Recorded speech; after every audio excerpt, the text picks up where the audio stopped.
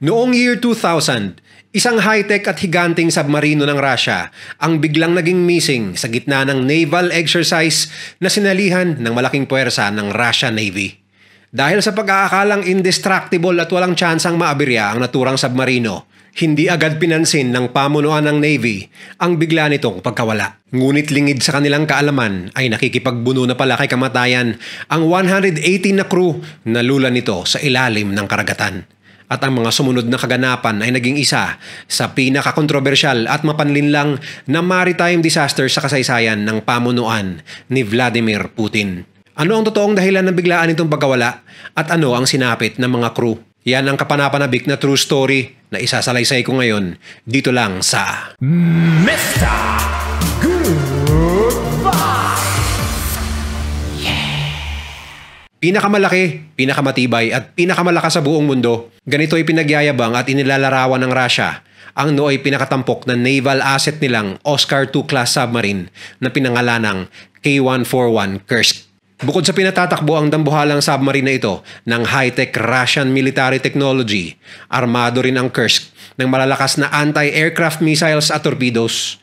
Dahilan upang maging sentro ang bagong submarine na ito sa malakihang naval exercise ng Russia noong August 2000 sa Bering Sea na tinawag nilang Summer X. Kasama ng Kursk ang malaking Russian aircraft carrier na Admiral Kuznetsov at isang malaking battle cruiser na Pyotr Veliki. Para sa pagkukumpara, ang kabuuang laki at lawak ng Kursk ay katumbas ng dalawang jumbo jets na pinagsama. Kung susukatin, ang Kursk ay may habang 155 meters habang ang kabuuang taas naman ng submarine ay nasa 9 meters. At lula naman ng Kursk ang pinakamagagaling at eksperyensyadong submarine crew ng Russian Navy na galing sa kanilang Northern Fleet. Sa loob ng Malagolayath na submarine ay dalawang nuclear reactors na may power na umaabot sa 190 megawatts. Para maisip natin kung gaano karaming kuryente ang maaring magamit ng Kursk, ang 190 megawatts ay maaring magpailaw ng 19 million na LED light bulbs na sabay-sabay. Kasama ng nuclear reactors na ito na nagpapatakbo ng Kursk ay dalawang turbines na nagdi-deliver ng 98,000 horsepower. Armado rin ang Kursk ng 18 anti-submarine missiles at 24 na cruise missiles. Para sa madaling pagpapaliwanag, sadyang dinisenyo ng Russia ang Kursk upang ma-intimidate at ma-overpower nila ang mga katunggaling naval assets ng iba't ibang mga puwersa sa mundo, partikular na ang NATO. Bukod sa makapaminsalang opensa na kayang i-deliver ng Kursk, ipinagmamalaki rin ng mga Ruso kung gaano katibay at kakunat ang kanilang tampok na submarine. Ayon na mismo sa mga engineers ng Kursk, kayang-kaya raw nitong sumalo ng mga direct hit mula sa kahit na anong torpedoes ng kanilang mga kalaban.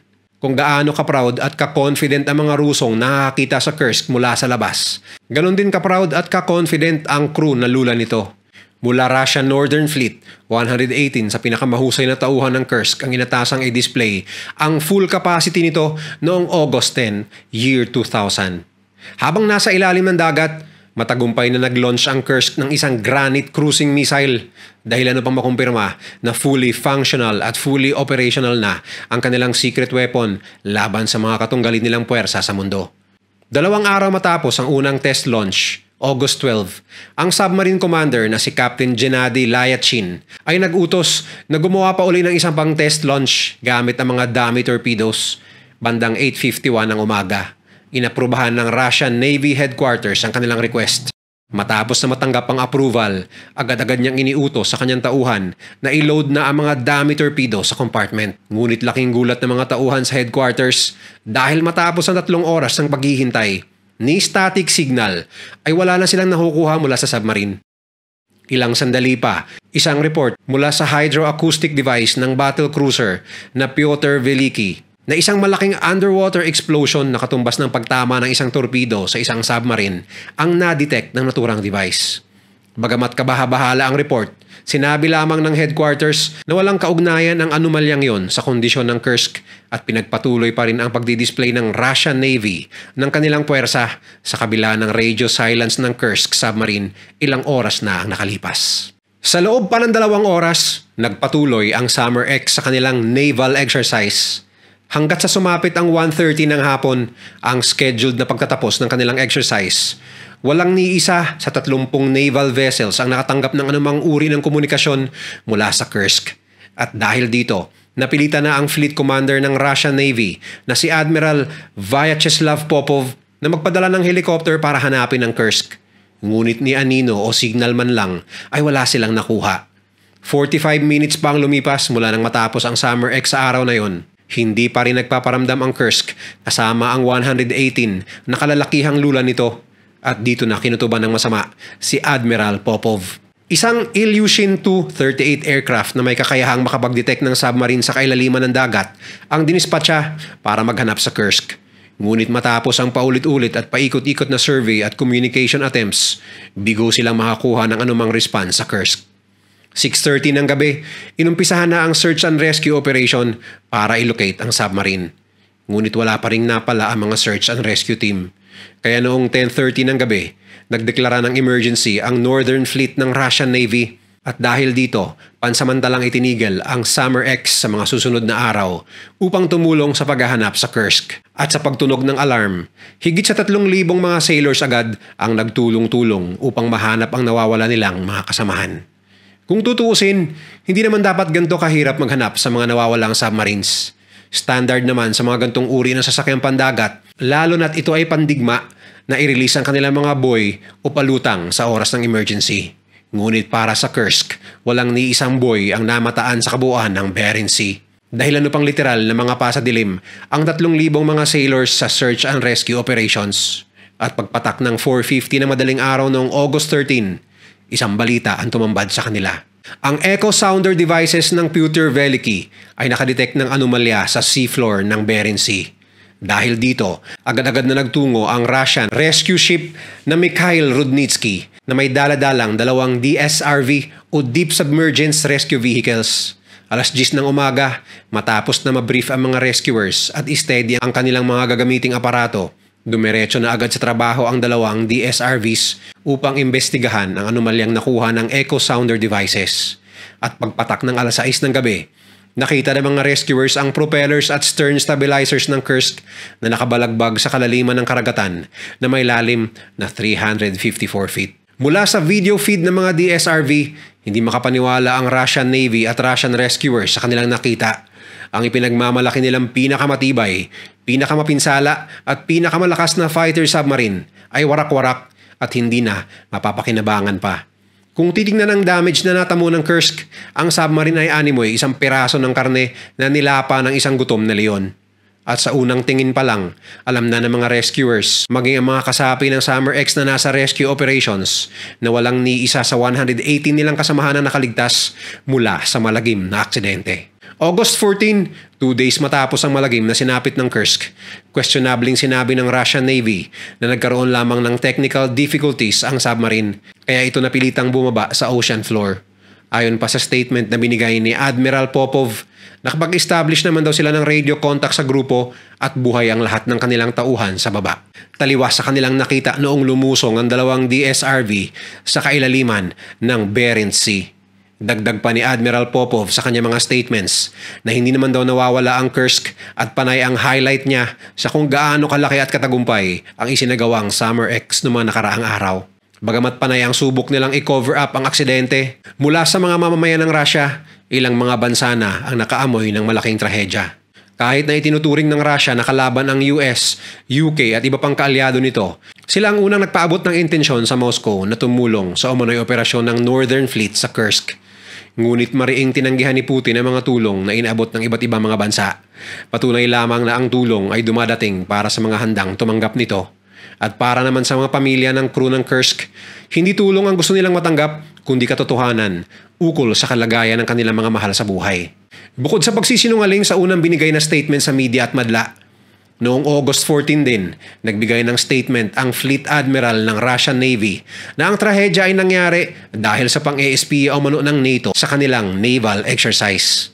Ayon sa kanya, 80% daw ang tsansa na NATO spy submarines ang bumangga sa Kursk sa Bering Sea. Ginamit niya ang datos na simula pa noong 1967, mayroong halos 20 na submarine collisions ang naganap sa Bering Sea at namataan di umano ang US submarine na Memphis na nasa Bergen, Norway upang magpa-repair umano ng collision damage na natamo mula sa pasikretong pag-atake nito sa Kursk. Ngunit matapos ang pribadong investigasyon, walang patunay ang akusasyon na ito ng Navy Fleet Commander.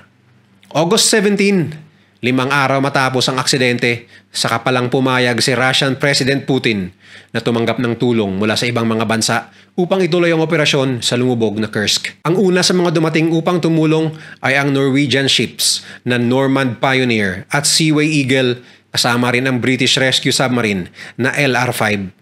Bagamat walang sinayang na panahon para magtrabaho, bakas pa rin ang priority ng Russian government sa sitwasyon na ito. Bagamat handang ibuwis ng mga banyaga ang sarili nilang buhay, resources at oras para tulungan ng mga Ruso, political agenda pa rin ang inatupag ng mga ito. Hindi binigyan ng Russians ang Norwegian rescue divers ng access sa escape hatch ng submarine sa kadahilan ng maaari raw makakuha ng intelligence ang iba't ibang mga bansa tungkol sa submarine at uri ng technology na kanilang kasalukuyang ginagamit para sa kanilang sandatahang lakas. Dahil dito, nagprotesta ang mga Norwegians. Matapos ang mainit na diskusyon sa pagitan ng Russian Navy at mga Norwegian rescue divers, isang kompromiso ang kanilang nabuo. Allowed ang rescuers na buksan ang hatch gamit ng kanilang makinarya, ngunit Russian divers lamang ang maaaring pumasok at mag-operate sa loob ng Kursk. August 21, 9 days matapos ang aksidente, sa pangsyam na compartment ng Kursk, nakita ang mga katangi-tanging na-recover sa mga labi ng crew ng Kursk. 23 na mga sailors ang nagkumpulan at unti-unting nauubusan ng oxygen sa katawan. Dahilan upang sila ay bawian ng buhay sa dahan-dahan ngunit malagim na paraan. Sa labi ng submarine commander na si Captain Lieutenant Dmitry Kolesnikov, isang sulat ang nakita ng mga rescuers. Pag sinalin sa Tagalog, ang sabi ay, "Di ko makita ang sinusulat ko. Alauna na ng tanghali, lahat ng crew galing compartment 6, 7 at 8 ay lumipat na dito sa pangsyam. 23 katao ang nandito. Tinanggap na namin ang kapalaran namin dahil siguradong walang ni isa mang makakataka sa amin. Kung mayroon lang sana kahit 10 hanggang 20% na tsansa, sana may makabasa nito sa hinaharap." Sa parehas na araw ring yon, August 21, isinapubliko ng Chief of Staff ng Russian Northern Fleet na si Vice Admiral Mikhail Motsak na lahat ng 118 na mga sailors ay nasawi sa trahedya. Dito nagulat at nagalit ang maraming Ruso sa kanilang gobyerno at bakit raw kailangan patagalin, itago at tila pagtaksilan ang kanilang mga mamamayan, lalo na ang mga sundalong inialay ang kanilang mga sarili para sa sariling bansa. Sa sumunod na araw, August 22, tinipon mismo ni President Putin ang mga pamilya ng mga namatay na Kursk crew sa Vedyayevo Navy Base. Mahigpit ang seguridad sa naturang lugar at hindi pinapapasok maski na anong media, mapa-foreign man o local ng Russia. Ngunit mayroong 2 Russian journalist na nagpanggap na kaanak ng isang Navy upang makapasok sa naturang pagpupulong. At ayon sa kanyang narinig, talagang galit na galit at dismayado ang lahat ng mga taong naroon sa loob ng pagpupulong. Mayroon pa raw isang ina doon na sumigaw kay Putin na magbabayad ka sa ginawa mo. Di ka namin mapapatawad. Matapos ang 6 na oras na pagpupulong, nangako si Putin na magbibigay ng tulong sa mga naiwanan ng mga crew members ng Kursk na nagkakahalaga ng $7,000 bawat isa. Bukod sa pera, nangako din ang administrasyon ni Putin sa mga pamilya ng naiwan na makakatanggap sila ng libreng pabahay sa gusto nilang syudad sa Russia, libreng college education para sa mga naiwan na anak at libreng counseling para sa mga nangangailangan ng gabay sa kanilang emosyon. Hindi lamang yun, sila rin ay magbibigay ng karagdagang $35,000 na mula naman sa donasyon ng iba't ibang bansa. Sa loob ng halos 1 taon, iba't ibang mga kuro-kuro ang ibinabato ng mga Ruso sa kung ano ang naging sanhi ng trahedya na sinapit ng Kursk. Noong September 26, 2001, sa tulong ng 2 international marine salvage companies, naiangat ang sira-sirang katawan ng submarino at ito ay ginastosan ng mahigit $100 million. Na-recover din ang ibang labi ng mga crew at binigyan sila ng proper na military burial rights sa Russia. Naging isa ito sa pinakamalaki at delikadong salvage rescue operation sa kasaysayan, dala ng panganib ng radiation. 7 lang sa 24 na torpedoes ang na-recover. Pagsapit ng July 6, 2002, naglabas ng 133 pages na report ang Russian government tungkol sa sinapit ng Kursk at bakit ang kanilang tila indestructible na submarine ay biglaang tumiklop mismo sa ilalim ng kanilang mga bakuran. Totoo na torpedo ang sumira sa tampok na Russian submarine na ito, Ngunit ang torpedo na yon ay hindi galing sa NATO o kahit na sa mga kaalyado nito. Ang torpedo na sumira sa Kursk ay ang sarili nitong dummy torpedoes. Ang dummy torpedoes na kargada noon ng Kursk na gagamitin sana sa ikalawang launch ay dinisenyo pa noong 1970s upang gawing bala sa pag-atake sa mga American aircrafts, submarines at barko. Ang dummy torpedoes ay may lamang hydrogen peroxide na kapag hinalo sa kerosene ay magiging isang malakas na fuel na maaaring maging gasolina ng torpedo na aabot sa kulang-kulang 100 kilometers. Bagamat mabisa ang mixture na ito, unstable ang hydrogen peroxide kapag dumampi ito sa copper o bronze. Sa madaling sabi, sunod-sunod na pagsabog ang magaganap sa oras na magtagpo ang hydrogen peroxide at copper o bronze. At ito nga ang nangyari sa Kursk. Bagamat hindi nadamay ang nuclear reactors nito, agad-agad naman nag-shutdown ng mga yon. Dahilan upang hindi makapag-send man lang ng distress signal ang Kursk sa mga kalapit nitong naval vessels o sa Navy headquarters. Para naman sa mga boys o palutang, sadyang dinisable ang mga ito dahil takot ang Russian government na matiktikan ng mga kalabang bansa ang secret weapon na kanilang ipinagmamalaki. Kaya naman priority pa rin sa Russia noon na itago ang Kursk sa mundo. Kahit na literal na itong nasa gitna ng kawalan at nasa bingit ng kamatayan ang mga crew sa loob nito. Ngunit ang pinakanakakalungkot, bagamat higit sa 100 buhay ang biglaang nawala sa aksidente, walang ni isa ang nanagot. Kahit na obvious na may pagkukulang sa emergency response ng kanilang gobyerno, wala nang nagawa ang mga naiwang pamilya ng Kursk crew kundi tanggapin ang sinapit ng mga mahal nila sa buhay. Mga kawawang sundalong namatay sa sumpang puprotektahan ng bansa na mismong hindi pumuprotekta sa kanila. Naging paksa ang trahedyang ito ng maraming documentaries, libro at pelikula na pinamagatang Kursk The Last Mission na pinalabas noong 2018. Kung nag-enjoy ka sa video na ito, i-share mo naman sa iba at mag-subscribe ka na rin. Huwag kalimutang panoorin yung mga videos na nasa kanan para lalo pang maubos ang oras mo.